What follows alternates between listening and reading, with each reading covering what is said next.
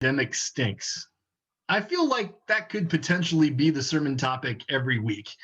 I've tried my best to kind of, have sermons with other important issues, but on the verge of Thanksgiving, it needs to be said once again, this pandemic stinks. Obviously, the most concerning aspect is the spike in cases that has begun this fall and will continue into the winter. The number of deaths as a result is mounting and overwhelming the system in many communities. If you are a person who prays, please pray for those who are struggling with this disease, as well as their families, their doctors, and other healthcare workers. But even for those of us who have not been affected by COVID directly, life is still different. Many of us are looking at a Thanksgiving that will be very different from last year. Some have lost jobs due to the economic downturn or business has been scaled back. I myself had some pretty lean times during my sabbatical after the pandemic hit. One of my youngest son's classmates tested positive for COVID not long ago. So this year, my boys will have to quarantine with their mom rather than spend it with my family as planned.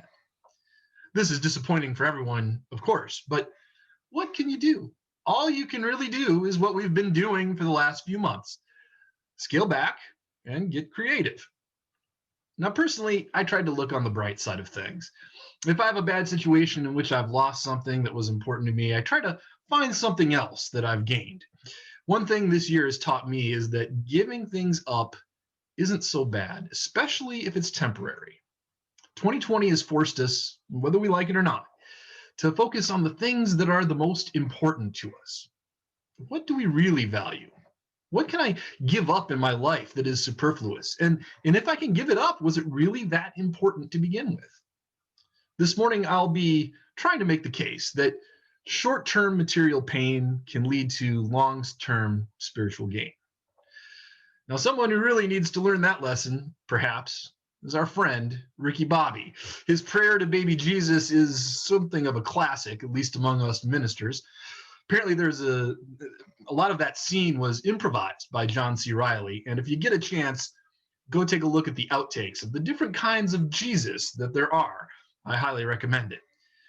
And for the record, I don't think it matters if you pray to Jesus or not, nor which particular kind of Jesus is your favorite.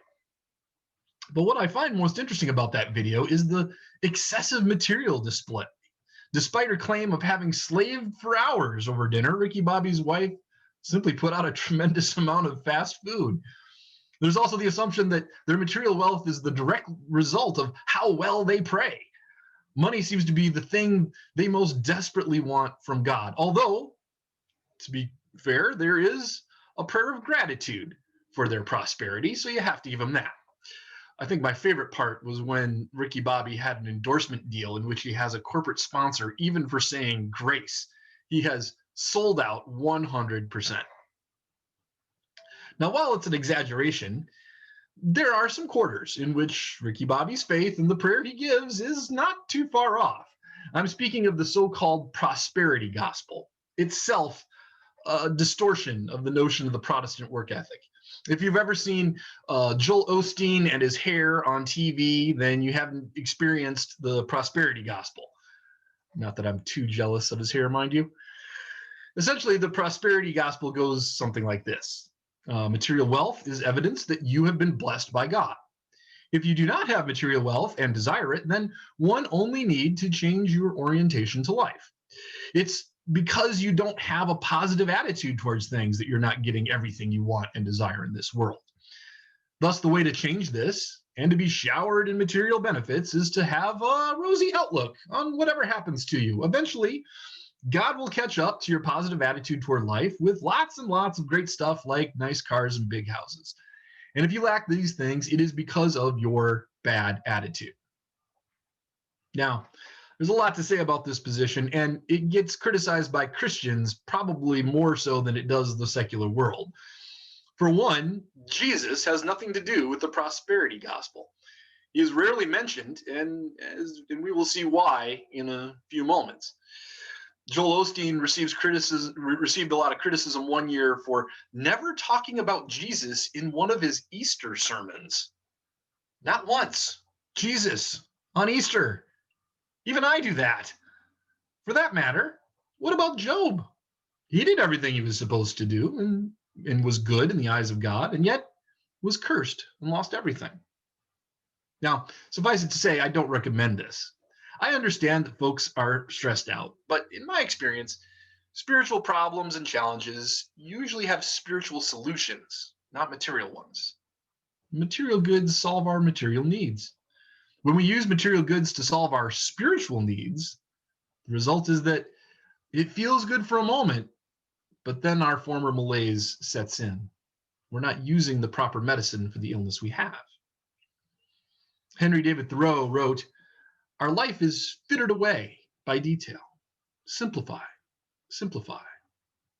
He believed that life was lived most authentically when one stripped away the excess. Get rid of the car and the house and the job and all the stuff and just live. This is a tradition that goes back at least as far as St. Francis of Assisi and perhaps all the way back to the Desert Fathers themselves. Ascetics of all theologies have played an important part in religious history. Their argument is that by giving away one's possessions and the things that are pleasurable to most other people, then you have the ability to go beyond normal everyday existence. By doing so, they believe that you're able to reach something transcendent and powerful. Probably the most popular verse in the Bible for these ascetics, these folks, is the one about the rich man who asked Jesus what he must do to be saved. Matthew chapter 19, verses 16 through 22 go like this. And then someone came to Jesus and said, "Teacher, what good deed must I do to have eternal life?" And Jesus said to him, "Why do you ask me about what is good? There's only one who is good. If you wish to enter into life, keep the commandments." He said, "Which ones?" And Jesus replied, "You shall not murder. You shall not commit adultery. You shall not steal. You shall not bear false witness. Honor thy mother and father. Also, you shall love your neighbor as yourself." The young man said to him, I've kept all of these. What do I still lack?" Jesus said to him, "If you wish to be perfect, go, sell all your possessions, give the money to the poor, and you will have treasure in heaven. Then come, follow me." And when the young man heard this, he went away grieving, for he had many possessions. Why the young man's hesitancy? Well, the Bible just says that he was rich and leaves us to assume that his greed was what prevented him from joining up as one of Jesus's disciples. But is it that simple? I can very easily identify with this young man. If you want to be perfect, then sell everything you own and give the money to the poor. Wow. Well, if I just want to be pretty good, how much of my stuff do I get to keep? It's hard to be perfect. It's hard to accept that there's a great treasure that awaits you in heaven when you have a 401k right here in this life. I think many of us would find it hard to follow Jesus's commandment here. Probably most of us would hesitate along with this young man, even if we were not particularly rich. What stopped him? What stops us? Why is simplicity so hard to even attempt, much less achieve? One of my favorite books of science fiction is The Dispossessed by Ursula K. Le Guin. It's a book about a planet called Urus, very much like Earth. It is lush with resources, has a high population, most of whom have a good deal of money, but it is plagued with political tension and war. Above Urus is its moon of Anaris.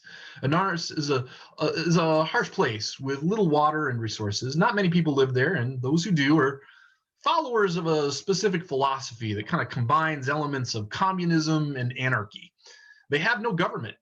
People can do whatever they like, but mostly they have to help each other out due to the harsh living conditions they have. They do not have private property or even competition that would glorify one person's ego over another. And for 8 decades, the people of Anaris had no communication with the people of Urus until one day a physicist by the name of Shevik decides to make the trip from the harsh moon to the lush planet. And he's taken around and is impressed by some of the things and disgusted by others. People ask him about his home and they try to impress him with their ways and all the things they have. In the scene we heard as our reading, he's taken to a party and he drinks alcohol for the very first time. And he winds up bluntly telling people at this party what he really thinks of their planet and their lifestyle. The title, The Dispossessed, has a double meaning. The people from Urus have possessions, but they themselves are possessed by their desire for riches. They are owned by their possessions. Shevek comes from a culture in which the notion of individual possessions is intentionally conditioned out of children from the very earliest possible age. And as a result, he lives in a society of perfect freedom, even if it appears on the outside like absolute poverty. Instead, they have a strong sense of community and connection with each other without the conflicts that material wealth seems to bring with it. I think this is why in the story, Jesus tells the young man to sell his riches and give the money to the poor. Sure, the poor could probably use the money, but that's just a side benefit. It isn't really why Jesus told this guy to give everything up. It's because Jesus saw that this young man's possessions were, in fact, possessing him. This young man was trapped in a prison of desire and greed, all by himself with his precious stuff surrounding him. And in order to get to that next level in the religious life, the man had to break free of his prison by giving up the very things that were imprisoning him. Simplicity equals freedom. Freedom from the worry of, I want this, or when is the credit card bill due? These worries suck away at our life essence. If only we could find happiness in the abundance we have and not be bothered by the scarcity of that which we do not yet possess. When one arrives at that place, then indeed your treasure is great in heaven. One of the best birthday presents I think I've ever received was from my aunt. It was a needlepoint picture that depicted my ordination. Now, my aunt is very talented in needlepoint and embroidery. And from a cost point of view, I guess, it was fairly inexpensive, yet it represented hours that she put in researching chalices, even though she's not a Unitarian Universalist, and thinking about this important date in my life. And if my house were to catch on fire, it's the first thing I would grab. The point isn't that owning things or buying things is inherently bad. If it were, we would not be able to live in this society. Simplicity is really about being satisfied with the things we already own. It's being happy about the stuff that is actually around us and not worrying ourselves to death about the stuff we are yet to buy. Having stuff can lead to wanting more stuff, and that leads to the ever-increasing anxiety of scarcity. Simplicity is the spiritual satisfaction that comes with true freedom. It is the freedom that comes from letting go. In this age of the pandemic, what we need most is healing. Our theme for the month of November, remember. And by healing, I don't mean healing of the body necessarily, though the prospect of multiple vaccines on the horizon this spring should give us hope. No, what I mean about healing is a healing of the soul that has been battered by a year of loss and heartache. Our own UU ancestor, Henry David Thoreau, gave us the answer when he tells us to simplify. Simplify.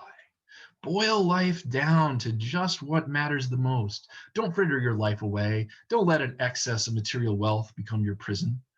Stick to those rock bottom values that are far more valuable than anything you can buy in a store.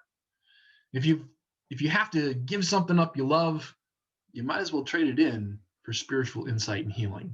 I've found that those are the best gifts of the season, and there is never a run on them on Black Friday at Walmart either. My friends, we are entering the time of Advent, a period of time when we're encouraged, ironically, to be like Ricky Bobby and think about that baby, infant, newborn Jesus. It's a story about humility and humbleness, that God descends from heaven into earth in a very human manner, hidden from most of humanity, save for the few who are invited by traveling stars in the sky and singing angels to recognize that the holy is in the midst of the mundane. As we enter the season of excess, let us not forget that the holy is calling to us at every moment, calling to us to let go of what is unnecessary and remember that which is most important calling us to healing. Dear friends, it's okay to have spiritual needs and desires. Fear and anxiety are natural, especially in these difficult days. But let us address our spiritual problems with spiritual solutions and our material needs with material solutions. For when we're able to do that, the holidays and every day become much merrier. I love you. Go in peace. Amen. Please join in singing hymn number 1010.